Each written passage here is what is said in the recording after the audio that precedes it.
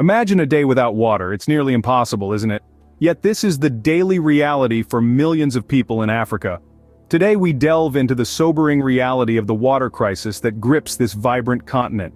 Africa, a land of vast deserts, lush rainforests, and stunning wildlife, is also a continent where more than 300 million people lack access to clean, safe drinking water. That's nearly the entire population of the United States. Each year, thousands of lives are lost due to water-related diseases, with children under 5 bearing the brunt of this crisis. Water is not just about quenching thirst, it's a cornerstone of health, education, and economic development. Without water, hospitals cannot function, schools remain closed, and agriculture, the backbone of Africa's economy, suffers. In many parts of Africa, women and girls bear the burden of fetching water. They walk miles each day, often in dangerous conditions, to bring back just a few gallons of water. This arduous task robs them of their time, their education, and their future.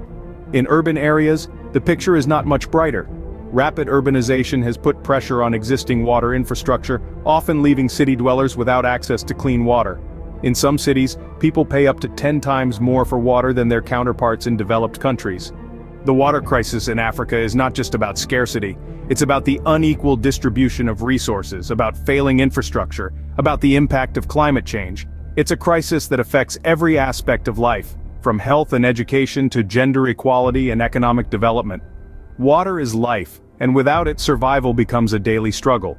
But despite the challenges, there are stories of resilience, innovation, and hope. As we continue this journey, we will explore these stories and look at how, together, we can turn the tide on Africa's water crisis. So, stay with us as we delve deeper into this critical issue, because understanding the problem is the first step towards finding a solution. Remember, water is life, and without it, survival becomes a daily struggle. This isn't a new problem. For decades, African nations have grappled with water scarcity. The roots of this crisis can be traced back to colonial times, when the control and distribution of resources were often skewed in favor of the colonizers. Post-independence, many African nations inherited infrastructural challenges that have proven difficult to overcome. Issues range from inadequate water supply systems to inefficient irrigation practices. But it's not just historical baggage that has contributed to the current state of affairs. Present-day challenges such as rapid urbanization and population growth have exacerbated the situation, putting immense pressure on already strained water resources. And then, there's climate change. Unpredictable weather patterns, prolonged droughts, and increased desertification have further strained water availability. As temperatures rise and rainfall becomes erratic, water scarcity is no longer a distant threat but a present reality. Climate change isn't just a future problem, it's already leaving its mark. So, what's causing this crisis? It's a complex web of factors. First, let's talk about infrastructure challenges. You see, in many parts of Africa, the water infrastructure is either non-existent or severely outdated. This means that even when there is water available, it often can't reach the people who need it most. Imagine having a well of water, but no bucket to draw with. That's the situation for many communities. Next, we have to consider the political and economic factors. Water, like any resource, is subject to the whims of politics and the economy. In regions with political instability or economic hardship, maintaining or improving water infrastructure often falls by the wayside. Corruption and mismanagement can also play a part, with funds intended for water projects being diverted elsewhere. It's a sad truth, but in some cases the struggle for water is influenced more by human decisions than by nature's limitations. Finally, we can't overlook the role of environmental degradation. Climate change, deforestation, and pollution all contribute to water scarcity. As temperatures rise, water sources dry up. When trees are cut down, they can no longer help to regulate the water cycle. And pollution? Well, it turns what water is available into a health hazard rather than a life-sustaining resource. It's also important to remember that these factors aren't isolated. They're interconnected. Poor infrastructure can exacerbate the effects of climate change.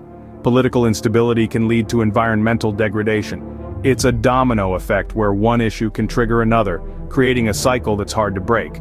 But this doesn't mean the situation is hopeless. Far from it. By understanding the causes of water scarcity, we can start to tackle them. We can build better infrastructure, promote good governance, and work towards environmental sustainability. After all, water is not just about quenching thirst. It's about health. It's about dignity. It's about giving people the chance to lead the lives they deserve. It's clear that this crisis is not just about water, it's about power, money, and the environment. Behind these statistics are real people with real stories. Picture Maimuna, a young girl from a rural village in Ethiopia. She spends hours each day fetching water from a muddy pond, time that could be spent in school. Or consider Kofi, a farmer in Ghana, who watches his crops wither away year after year due to insufficient rainfall and lack of irrigation. Now imagine the local heroes like Mama Zainab, a community leader in Tanzania, who rallies her community to build a well, or the tireless activists like Dr. Banda from Malawi, fighting for government policies that prioritize clean water access. These are not just stories, they are lived experiences. They are testaments of resilience and a call for action. These stories remind us that the water crisis is more than a problem to solve, it's a human tragedy. But not all is lost. There are glimmers of hope in this dire situation. Across Africa, innovative solutions are being implemented to address the water scarcity crisis. These solutions range from grassroots initiatives to high-tech advancements. For instance, small-scale farmers are using simple, affordable techniques such as rainwater harvesting and drip irrigation to conserve water. These methods not only save water but also increase crop yield, improving food security and livelihoods. Simultaneously, technological advancements are also playing a significant role. From solar-powered water pumps that provide a sustainable source of clean water, to mobile apps that help communities manage their water resources more efficiently, technology is proving to be a game changer. But the struggle for clean water isn't a battle that Africa can win alone. International aid and collaboration are crucial. Global efforts are underway to support African nations in their fight against water scarcity. Non-profit organizations, international agencies, and governments are stepping in, providing funding, resources, and expertise. For instance, the United Nations Sustainable Development Goal 6 aims to ensure access to water and sanitation for all by the year 2030.